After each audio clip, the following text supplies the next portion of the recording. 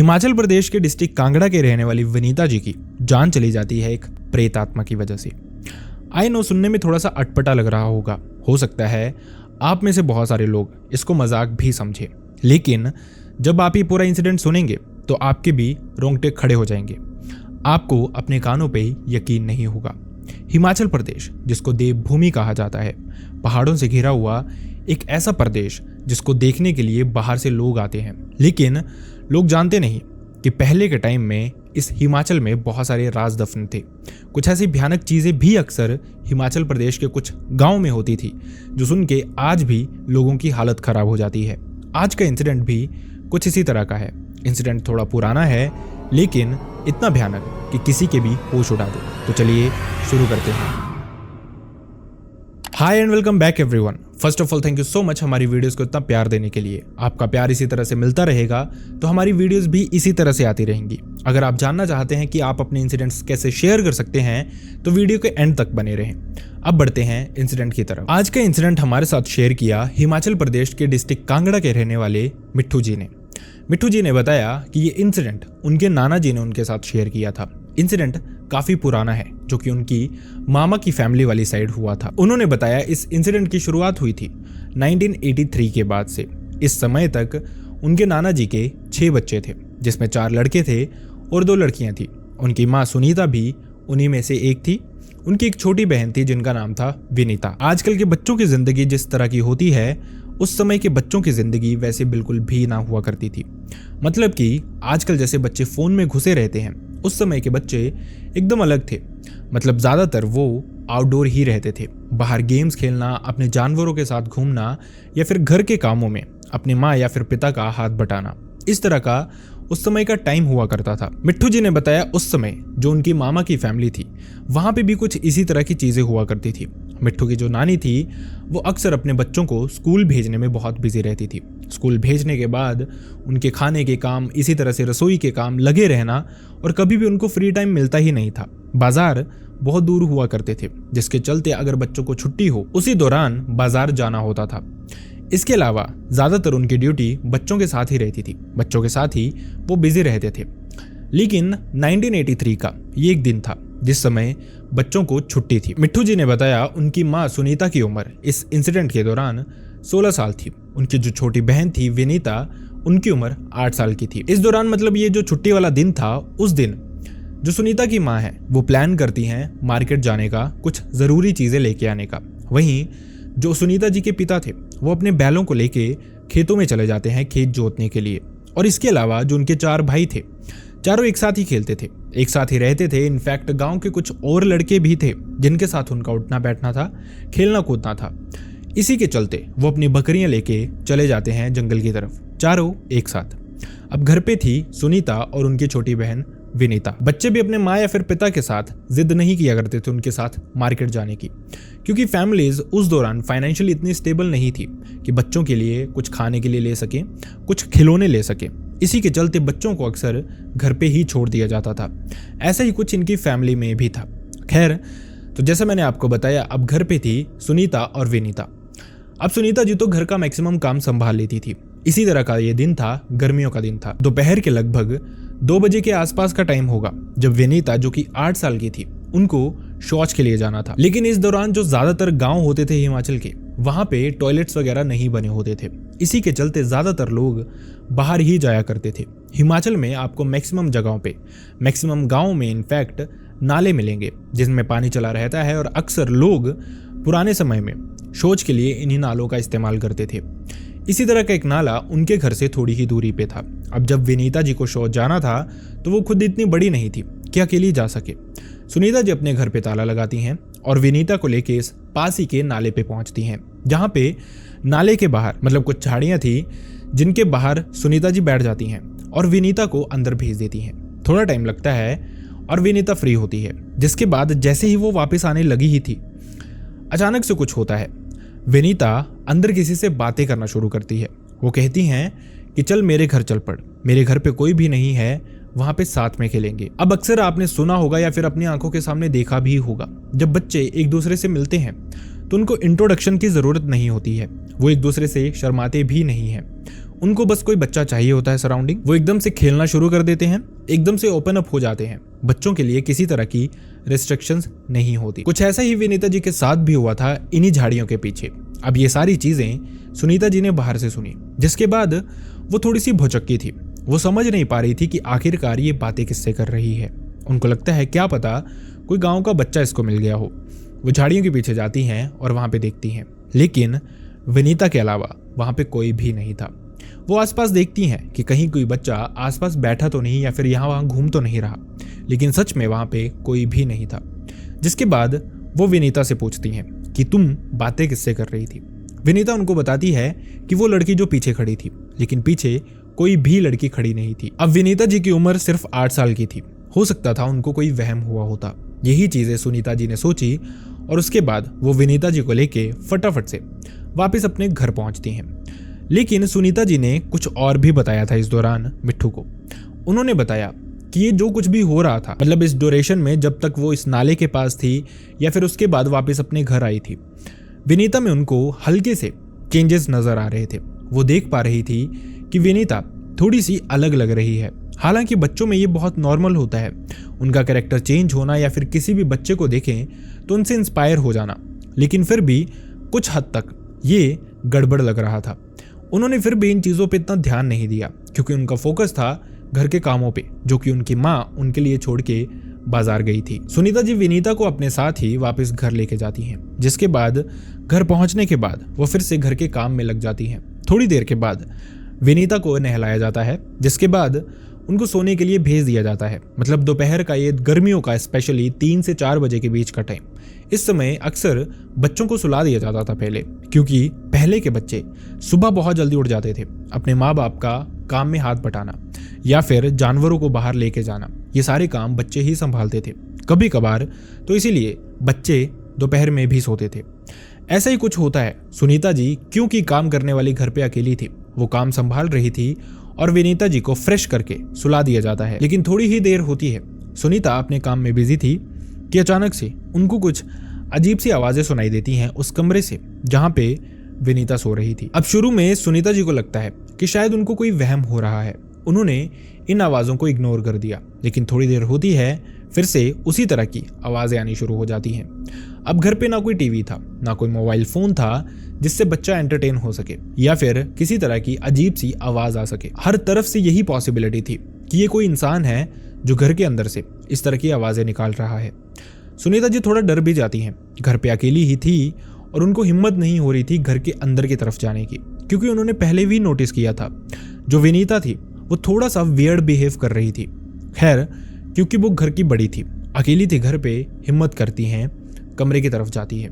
जैसे वो कमरे में पहुंचती हैं तो देखती हैं कि विनीता जोर जोर से रो रही थी, अजीब सी आवाजें, और उसको सुन के या फिर उसको देख के ऐसा लग ही नहीं रहा था कि वो विनीता है।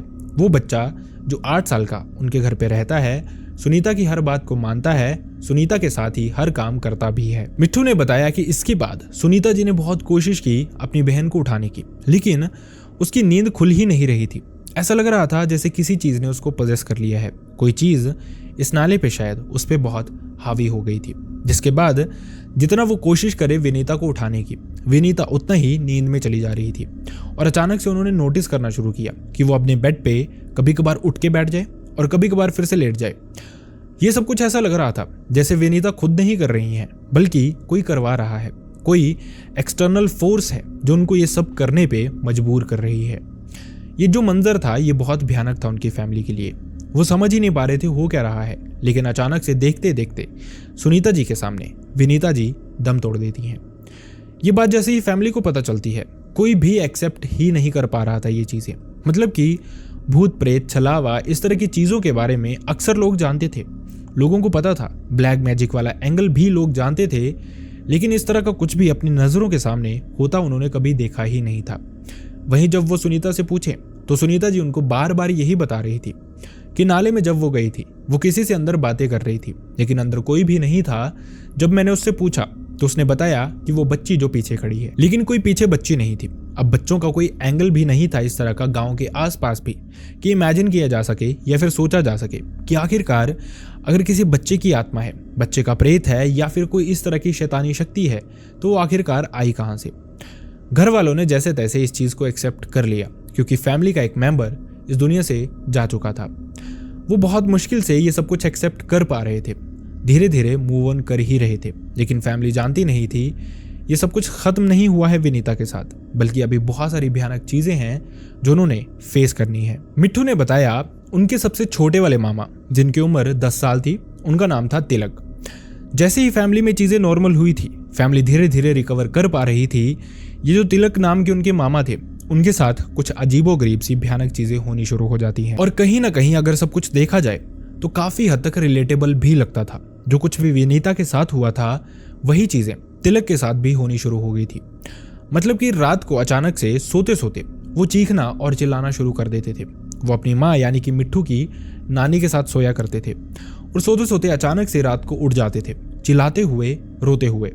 जब पूछा जाए कि उनको हुआ क्या है तो वो कहते थे, माँ मुझे बचा लो, वो मुझे खींच रही है, मुझे खेलने के लिए बोल रही है। लेकिन कौन, यही घर वाले नहीं जानते थे। बार बार पूछने पे भी फैमिली ने ये बताया कि उनको पता ही नहीं चलता था, या फिर ये कहें कि तिलक जी बता ही नहीं पाते थे कि असल में हो क्या रहा है, कौन उनको खींच रहा है, क्यों खींच रहा है, मोटिव क्या है और असल में उनको दिखता क्या है। तिलक जी भी कोशिश करते थे लेकिन फैमिली को बता नहीं पाते थे। फैमिली ने आसपास बहुत कोशिशें की, कहीं से उनको सोल्यूशन मिल जाए। आसपास के जो छोटे मोटे लोग थे जो खुद को कहते थे कि उनमें कुछ शक्तियां हैं या फिर वो इन चीज़ों का सोल्यूशन कर सकते हैं, उन्होंने भी कोशिश की लेकिन कुछ हो नहीं पाया। इनफैक्ट ये जो लोग इलाज करने आते थे वो खुद भी डिस्टर्ब हो जाते थे, उनको भी परेशानियां होने लग पड़ती थी। इसी के चलते लोगों में उनका इलाज हो नहीं पा रहा था। वहीं जब फैमिली ने बार बार ये चीज़ें नोटिस करनी शुरू की तो अक्सर वो तिलक जी को पूछा करते थे, आखिरकार मैटर है क्या। थक हार के तिलक जी खुद बोल पाते हैं, अपनी फैमिली को बताते हैं कि असल में उन्हें एक लाल कपड़ों वाली बच्ची दिखाई देती है जो उनको खींचती है और बार बार ये कहती है कि आजा, मैं तेरे साथ खेलना चाहती हूँ। लेकिन तिलक जी ये भी बताते थे कि सबके दौरान उनको बहुत डर लगता था, उनको डर लगता था इस लड़की से खेलने के लिए। असल में बच्चे एक दूसरे से बहुत जल्दी कंफर्टेबल हो जाते हैं, लेकिन इस बच्ची का रूप बहुत भयानक होता था। वो समझ नहीं पा रहे थे ये बच्ची है कौन, कहाँ से आई है और उनकी फैमिली को हॉन्ट क्यों कर रही है। लेकिन वो ये जानते थे कि उनकी फैमिली के साथ कुछ गलत, बहुत भयानक हो रहा था। इसी सब के बीच जो तिलक जी थे, इतनी जगह पे उनको लेके जाने के बावजूद उनकी तबीयत और खराब हो रही थी। धीरे धीरे ये इंसिडेंट उनके साथ बढ़ते जा रहे थे। उनकी नींद पूरी नहीं हो पा रही थी, जब भी सोने की कोशिश करते थे यही चीज़ें दिखाई देती थी। फैमिली ने बहुत कोशिश की लेकिन कहीं से मदद मिल नहीं पा रही थी। लिटरली एक ऐसा मोमेंट भी आता है जब जो तिलक जी थे उनको सांस आनी ही बंद हो जाती है। फैमिली ने ये सोचना शुरू कर दिया था कि शायद जैसे उन्होंने अपनी बेटी विनीता को खो दिया है उसी तरह से तिलक जी को भी शायद वो नहीं बचा पाएंगे। लेकिन फॉर्चुनेटली शायद ये फैमिली लकी थी, जिसके चलते तिलक जी वापस अपनी सेंसेस में आते हैं। धीरे धीरे वो रिकवर करना भी शुरू कर देते हैं। शायद फैमिली का पूजा पाठ में ज्यादा इन्वॉल्व हो जाना या फिर भगवान पे ज्यादा ध्यान दे देना, यही वो कारण था जिसकी वजह से तिलक जी वापस इस दुनिया में आ गए थे। फैमिली खुश थी लेकिन वो जानते थे ये परमानेंट सोल्यूशन नहीं है। अभी शायद कुछ चीजें हैं जो उनको परेशान कर रही हैं। शायद इनके घर पे ही कोई ऐसी चीज है जो बाकी लोगों को भी परेशान कर सकती है। अब जब पानी सर के ऊपर से निकलना शुरू हो गया था, चीजें बहुत भयानक होनी शुरू हो गई थी और फैमिली समझ चुकी थी कि उन्हें किसी सिद्ध इंसान के पास जाना पड़ेगा। कोई ऐसा चेला, मतलब ऐसा इंसान जिसका भगवान से डायरेक्ट कनेक्शन हो, जो कि वो चीजें बता सके जो अभी तक किसी ने नहीं बताई, जो कि वो सोल्यूशन कर सके जो अभी तक किसी ने नहीं किया। मतलब अक्सर जो लोग इलाज करने आते थे, ठीक करने आते थे, उनके खुद के साथ चीज़ें अजीब होनी शुरू हो जाती थी। वो खुद भी डर जाते थे और वहीं पे तिलक जी को उनकी फैमिली को छोड़ के चले जाया करते थे। फैमिली को इसके बाद एक दूर के चेले के बारे में पता चलता है। जब उनको पता चलता है कि इस तरह का इंसान है जिसके पास बहुत अच्छी सिद्धियां हैं, जो कि उनकी हेल्प कर सकता है, बिना देरी किए वो उन तक पहुंचते हैं। उनको बुलाते हैं, अपनी फैमिली की कुछ प्रॉब्लम्स बताते हैं, जिसके बाद ये चेला उनको एक डेट देता है कि इस डेट को वो उनके घर आएगा। इवेंचुअली घर पे जो चीज़ें हो रही थी अभी तक वैसी ही चली हुई थी। काफ़ी हद तक जो तिलक जी थे उनको ये चीज़ें दिखाई देती थी, महसूस होती थी, लेकिन पहले से थोड़ा कम हुआ था। इसी के चलते थोड़ा टाइम बीतता है और वो डेट आती है जिस दिन ये चेला जी उनके घर आने वाले थे। जैसे ही ये इंसान उनके घर आता है, तिलक जी को देखता है, वो देखते ही उनको कह देता है कि इसको किसी दुखी आत्मा ने जकड़ा हुआ है और बहुत बुरी तरह से, शायद वो उसको छोड़े ना जब तक इसकी जान न ले ले। दूसरी तरफ फैमिली कहीं ना कहीं थोड़ा सा रिलैक्स्ड हो रही थी कि शायद तिलक जी वापस अपनी सेंसेस में आ रहे हैं। लेकिन इस चेले ने बताया असल में ये आपकी गलत फहमी थी, तूफान से आने के पहले की शांति थी।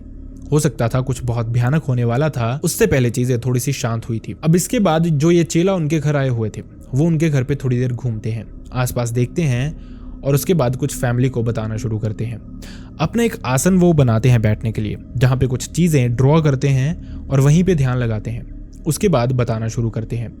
कहते हैं असल में ये जो दुखी आत्मा है वो किसी बच्ची की नहीं है जैसा कि तिलक को दिख रही है या फिर मरने से पहले विनीता को दिखी थी। असल में ये एक शादीशुदा औरत की प्रेत आत्मा है। आप ही के सराउंडिंग में कहीं पे एक औरत थी जिसकी शादी हुई थी, लेकिन दहेज के लिए उसको बहुत परेशान किया जा रहा था। वो इतनी परेशान हो गई थी कि उसने अपनी फैमिली से भी बात करने की कोशिश की, लेकिन उस दौरान ऐसा माना जाता था कि जब शादी करके कोई लड़की दूसरे घर चली जाती है तो उसका जो मायका होता है वो उसका अपना नहीं रहता, मतलब कि उसकी जो अर्थी है वो उसके ससुराल के घर से ही उठती थी। लोगों के लिए ये बहुत शर्म की बात होती थी अगर उनकी बेटी शादीशुदा होने के बावजूद वापस अपने घर आ जाए।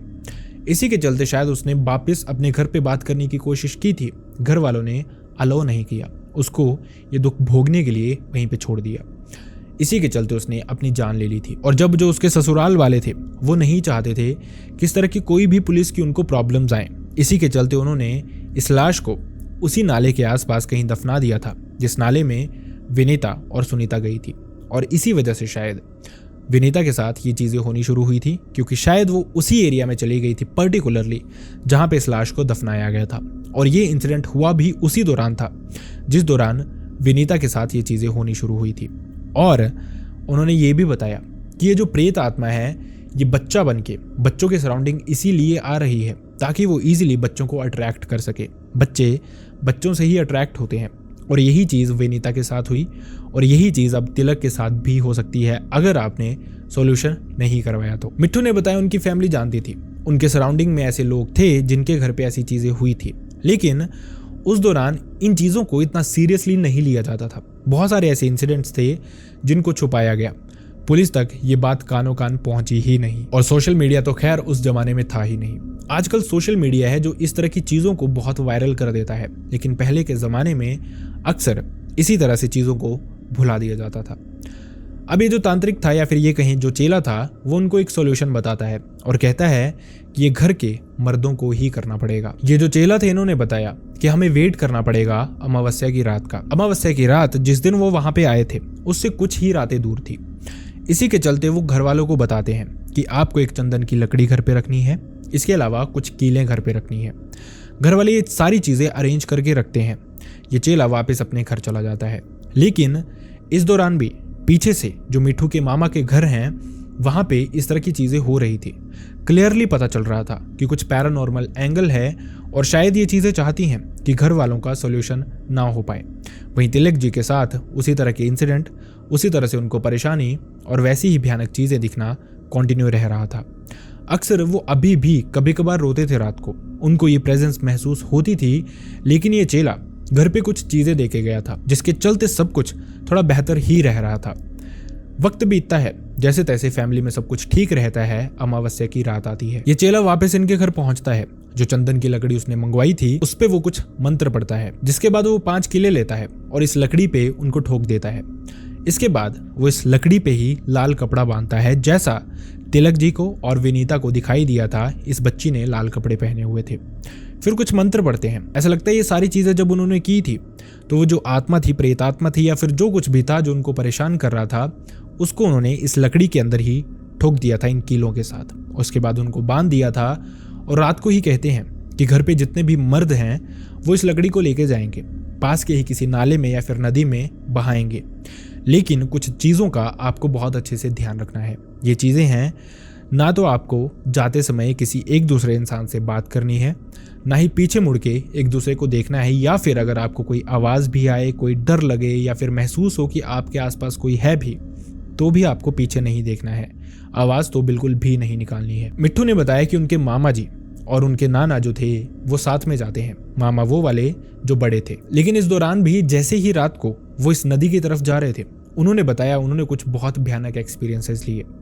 कभी कभार उनको ऐसा लग रहा था जैसे छोटा बच्चा जिसकी उम्र अभी 4 से 5 साल रही हो, छोटे छोटे पाँव की आवाज़ों से वो उनके आसपास से भाग रहा हो। एक बच्चे के हंसने की आवाज़, एक औरत के रोने की आवाज़, इस तरह की चीज़ें उनको अक्सर सुनाई दे रही थी।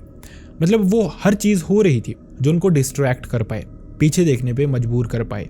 ऐसा माना जाता है कि जब भी आप इस तरह की कोई भी चीज़ लेके जाओ अपने साथ, किसी को बहाने के लिए, किसी को दफनाने के लिए, मतलब इस तरह की कोई भी चीज़ जिस पे तांत्रिक क्रियाएं की गई हों, उससे आप अगर छुटकारा चाहते हैं तो आपको बिना बोले, बिना पीछे मुड़े ही जाना पड़ेगा। अगर आपने इन दोनों में से कोई भी गलती कर दी तो वो चीज़ें वापस आपके साथ आपके घर आ जाती हैं। वैसे ही ये सारी फैमिली करती है। जो मर्द गए हुए थे बिना पीछे मुड़े, बिना बात किए इस नाले तक पहुंचते हैं और ये जो लकड़ी, चंदन की लकड़ी उनको दी गई थी लाल कपड़ा बांध के, उसको इस पानी में बहा देते हैं। जैसे उन्होंने बताया कि इस लकड़ी को उन्होंने बहाया, उन्हें एक बहुत जोर की अजीब सी चीख सुनाई दी एक औरत की, जिसके बाद ऐसा लगा सब शांत हो गया हो। जब वो आए थे तब भी रात ही थी, बहाने के बाद जब वो वापस जा रहे थे तब भी रात ही थी, लेकिन एटमॉस्फेयर एकदम चेंज हो चुका था। आते टाइम बहुत नेगेटिविटी थी, बहुत डरे हुए थे वो, लेकिन जाते टाइम सब कुछ बहुत नॉर्मल सा लग रहा था। जाते टाइम भी उन्होंने एक दूसरे से बात नहीं की, पीछे मुड़ के भी नहीं देखा।